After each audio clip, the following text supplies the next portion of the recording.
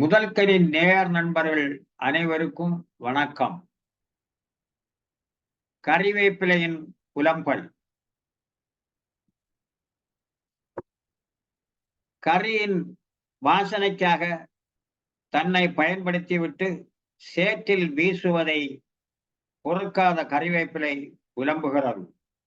காரியங்கள் முடிந்ததுமே காரணத்தை ஒதுக்கிவிடும் சமுதாயம் என்றும், அச்சுறுத்தி சீர்வரிசை ஆயிழைபால் வாங்கிவிட்டு எச்சிலென எறிந்துவிடும் இழிநிலையோ என் கதியும் என்றும் சமுதாய சீர்கேட்டை சாடுகிறது. கறிவேப்பிலையின் வாயிலாக என் உள்ள குறிப்பை பாடுகிறேன். அது இதோ கறிவேப்பிலையின் புலம்பல். அடுப்படியில் மெய்வருந்தும் அன்பான தாய்க்குலமே, இடுப்பொடிந்த கறிவேம்பு இலைக்காரி கதைகளீர். கைமணக்கும் வாய்மணக்கும் கரிமணத்தை நான் கொடுப்பேன்.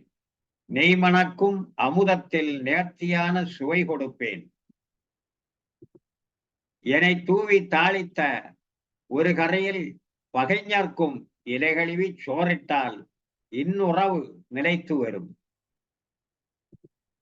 விருந்தாளி இருந்துண்டால் விருப்பமுடன் படியரிசி பெரிச்சாளி தின்றது போல் போட்டு வைப்பான் எரிகுண்டில். நக்கீர பரம்பரைதாம் இயற்கையை பழிப்பது போல் தக்கவாறு பயன்படுத்தி தள்ளுகின்றார் புழக்கடையில். ஐயகோ என் குற்றம் அன்னவர்க்கு செய்தேனோ, செய்ய ஒரு மணப்பெண்ணை சேற்றினிலே எறிந்தனரே. கரப்பானோ பள்ளியோ நான் கலங்களிலே எச்சமிட, சுரணையிலா மானிடரோ செய்நன்றி மறந்தனரே.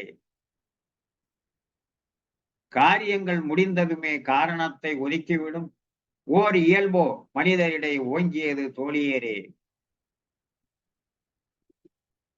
அச்சுறுத்தி சீர்வரிசை ஆயிழைபால் வாங்கிவிட்டு எச்சிலென இறைந்து விடும் இழி நிலையோ என் கதியும். அச்சுறுத்தி சீர்வரிசை ஆயிழைபால் வாங்கிவிட்டு எச்சிலென இறைந்து விடும் இழி நிலையோ என் கதியும்.